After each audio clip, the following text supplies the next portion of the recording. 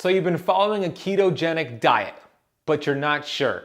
How do you test for ketones? What is the most accurate way to test for ketones, and what ranges should you look for? In this video, I'm gonna break it all down for you in very easy to understand format. Let's do this.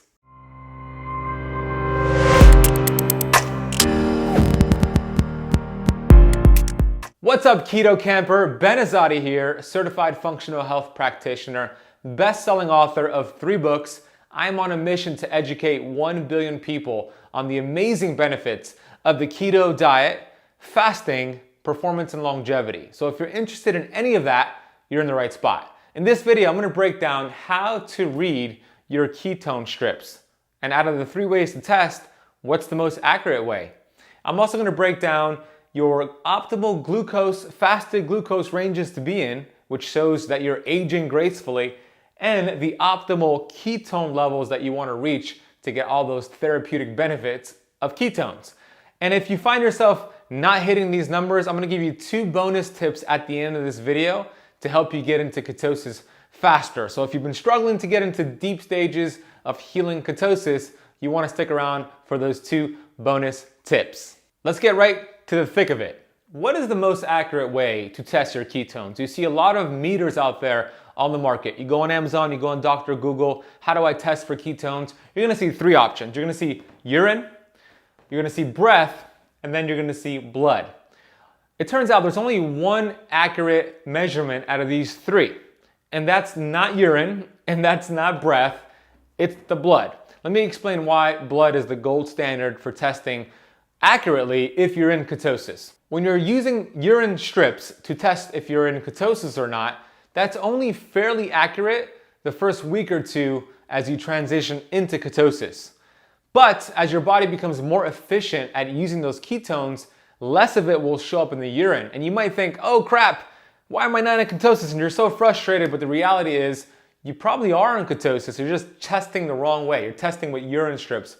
And that's not accurate, especially if you've been following a keto diet for a few weeks or longer. So I eliminate that. I don't think that's the best way to test. Next, we have breath. Breath is just not gonna give you an accurate reading. It's just not as accurate as blood. So if you wanna be the most accurate, if you wanna determine whether or not you're hitting your numbers and be confident in the results that you're seeing on that meter, blood's gonna be the way to go. I personally use Keto Mojo, and I'll put a link for Keto Mojo down below. They're awesome. They're glucose and ketone strips that you test your blood with. It's a finger prick, and I know for those of you who are scared to prick your fingers, I'm telling you, it is essentially painless. You don't feel much of it. So you want to test with your blood ketones. That's the most accurate way, using a blood ketone measurement stick machine like Keto Mojo. Now that you know what's the most accurate way, what are the numbers to look for? How do you know if you're in that optimal range for glucose and ketones? I'm going to break it down for you. When it comes to ketones, when it comes to testing your ketone blood markers, this is the optimal range to be in. I have found that myself and most of my clients, they feel best when they're in this range right here. That means you're at 0.8 to 2.5 in your blood ketones.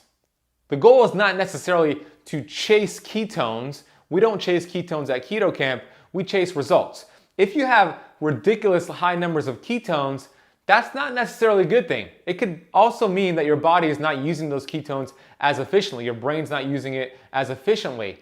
But when you get more efficient at using those ketones, you're gonna find that sweet spot. And this is a good general range to fall in, with the exception if you're doing a block fast, which is a fast for 2 or 3 days or longer, you're gonna see those skyrocket, which is a good thing. But if you're not doing a block fast, if you're just doing intermittent fasting or just normal ketogenic diet, that's the sweet spot to be in. So test with your Keto Mojo and you'll verify it. But here's the thing, don't stop right there. You gotta also test your blood glucose. Because if your blood glucose is not in the optimal range, if it's too high, then that means your body's not gonna be even using those ketones. Your brain's not gonna use the ketones if your glucose is up. So even if you're in the optimal range here on your ketone side, and if you're not on the optimal range on your glucose side, guess what happens? The body's gonna use glucose first because glucose is a toxic fuel source and it wants to get rid of that first. So we wanna make sure we're in the optimal fasted glucose ranges. I'm gonna break it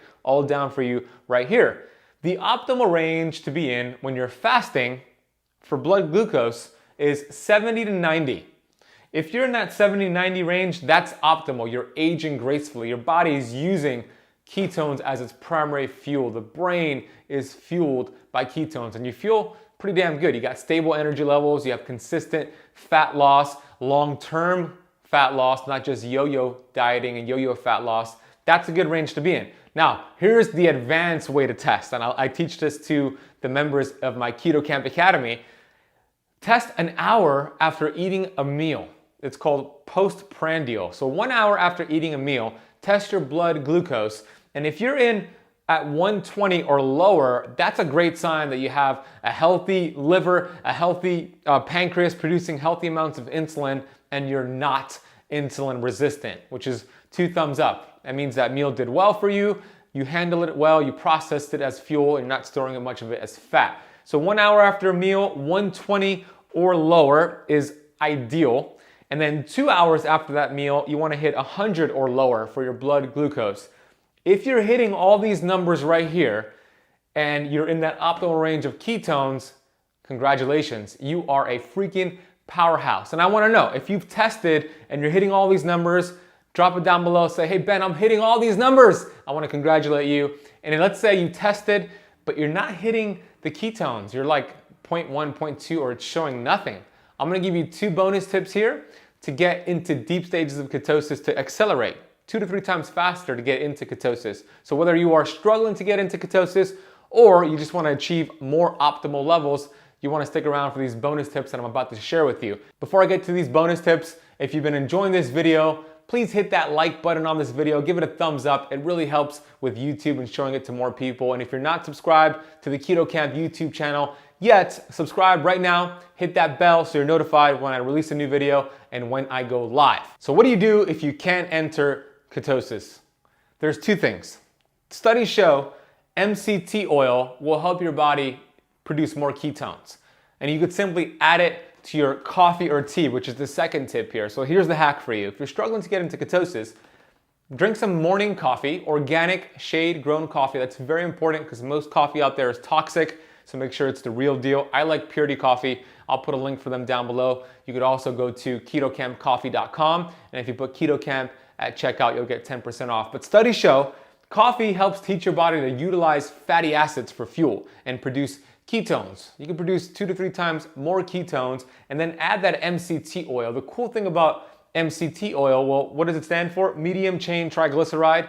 60% of coconut oil is MCT oil. So coconut oil is great, but if you want to get really ramp up the ketones even more, MCT oil is better, and you would throw that into the coffee, blend it up, and drink it.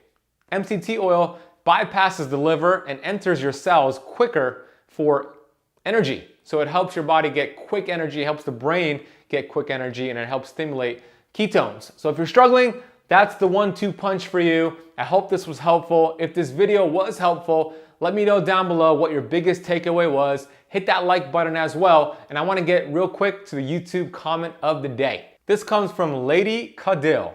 I love these videos. I am new to keto and using it for a healthier body and for pain and inflammation. Well, lady, congratulations for taking action with your health. Keto is a very powerful way to heal the body, to bring down inflammation. If you enjoyed this video and you want to get more tips like this and get group health coaching from myself, I just launched the Keto Camp Academy. It has 100 plus videos teaching you if you're a beginner to keto or if you're an advanced person in keto, all different levels of keto fasting. We also have sections on sleep, performance, longevity. We do a monthly coaching call so you get to ask me questions on a live stream and so much more. Right now we're offering a founding member special for the first 100 members. So if you want to get in at that special rate, go to www.ketocampacademy.com. I will also put a link for it down below. I want to thank you so much for watching this entire video through. Share it with a friend following the ketogenic diet who's struggling. Share it with a friend who's curious about how to test for ketones. Share it with the community. I'll see you on the next video.